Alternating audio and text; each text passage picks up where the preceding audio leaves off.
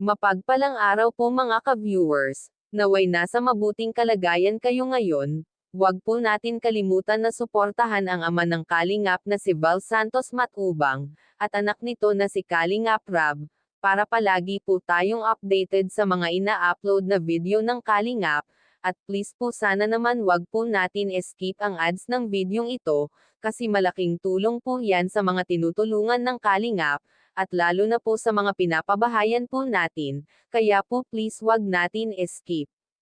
Meron na naman po tayong update sa tatlong magkakapatid na mahiyain. Panoorin po natin ang maikling video na ito. Kilala na pati itong mga pinsan niya, ano? Sila Chris. Kahit pa paano nakikiano na rin. Oo. Po sila parang nakikisama na din yata po. Dala yata po na ano po, pag tinatawag po namin sila, natawa na po sila sa amin. Nangiti na po sila, hindi na sila gano'n ng dati walang pansin. Dati po, yung tatlo po talaga, hindi ko talaga po sila makausap-usap. Like, sasabihan ko po, Chris! Tapos kapag tinatawag po, doon po yung dati sa bahay namin nakatambay si Nakikay. Kikay pala ang, ano, palayaw, Kikay. Sino ang Kikay doon? Chris po. Si Chris. Chris Kikay. Yung pangalawa, si Bea. Yan lang po. Bea lang.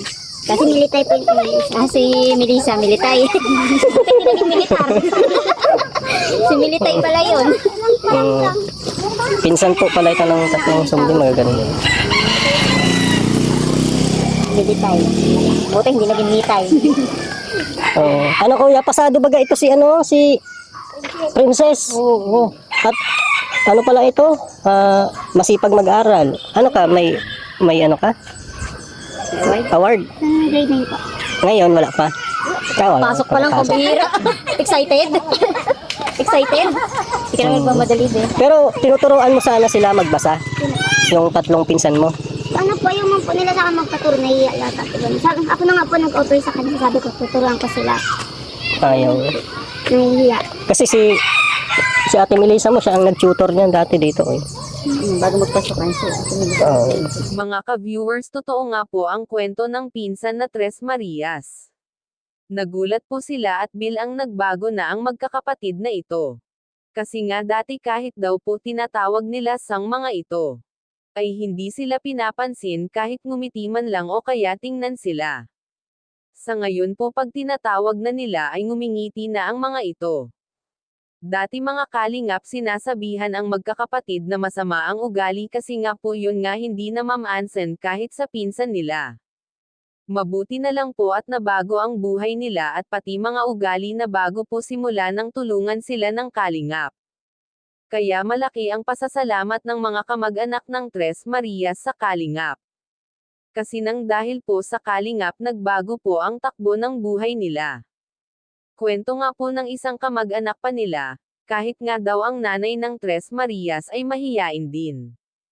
Hindi nakikipag-usap kapag hindi kinausap, talagang ugali na pala nila ang takot sa mga tao kasi kahit kamag-anak po nila ay hindi sila nakikisama.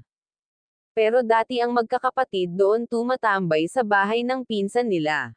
Pero yun nga lang hindi nakikipag-usap lalo na po si Chris. Si Chris po kasi kailangan intindihin yan kasi nga late ang development niya, kaya sana po marami pa rin ang makaintindi sa kanila, pero magbabago at magbabago ang mga yan, lalo na sa kapag nakalipat na talaga sila, kasi sa lilipatan nila marami ang mga tao na pwede nilang makausap at mga kaedad nila, kaya masasanay ang mga yan.